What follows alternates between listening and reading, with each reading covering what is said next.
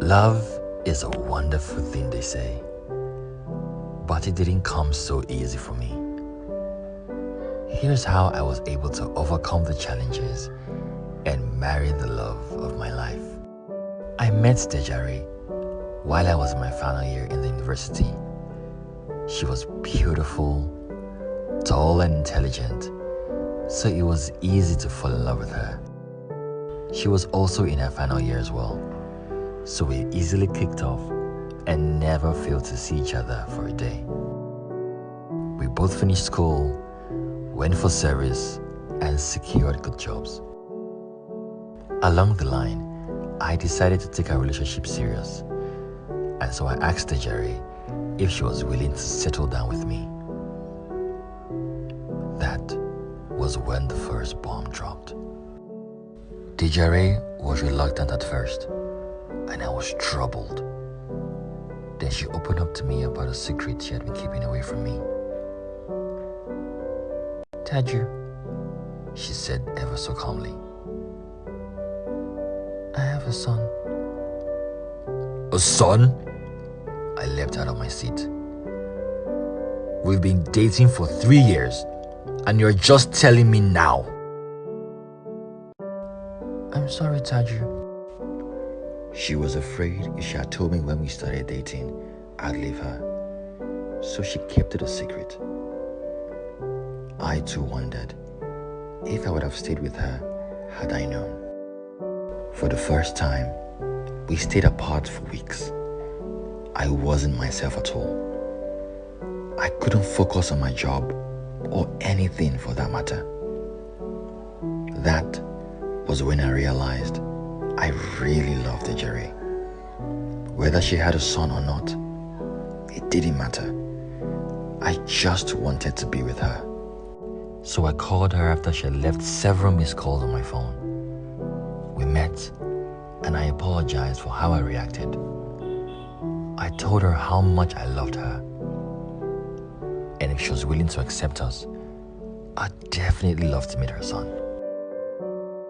Dejare was elated. She apologized as well, and I finally got to meet Kazim. He was 6 years old and very smart. I fell in love with him immediately, and I knew I wanted nothing more than to be in their lives. I made the bold move to introduce Dejare to my parents, and of course, they loved her as well. That is, until I told them that Dejare had a son. Then the love they initially had for her capsized. Now, here comes the second bomb. Mom and Dad insisted that there was no way I would marry Dejare. It was impossible. To them, a woman with a son was bad news. She must have been promiscuous to have had a child out of wedlock. No matter how I tried to make them see reason, they just wouldn't budge. I loved Dejare, but I also loved my parents, and I didn't want to marry without their consent. So I took it to God in prayer. A month later, I fell ill.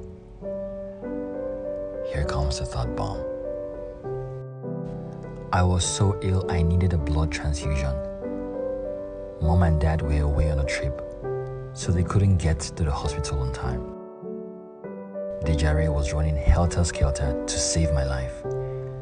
She even got tested to see if our blood group was compatible. Fortunately for me, it was.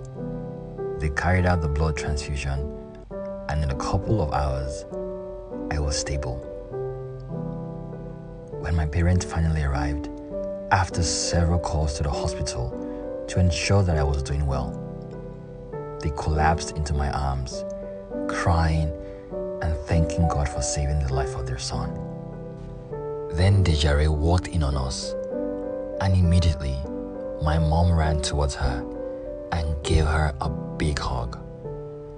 I didn't know when the tears ran down my eyes. My dad too went over and hugged them both. What I couldn't do with words for the past month, happened in a day. Mom and Dad thanked Desiree for saving my life. They welcomed her into the family. And a month later, I was not only hale and hearty, I walked down the aisle with Desiree as my wife. Ewe,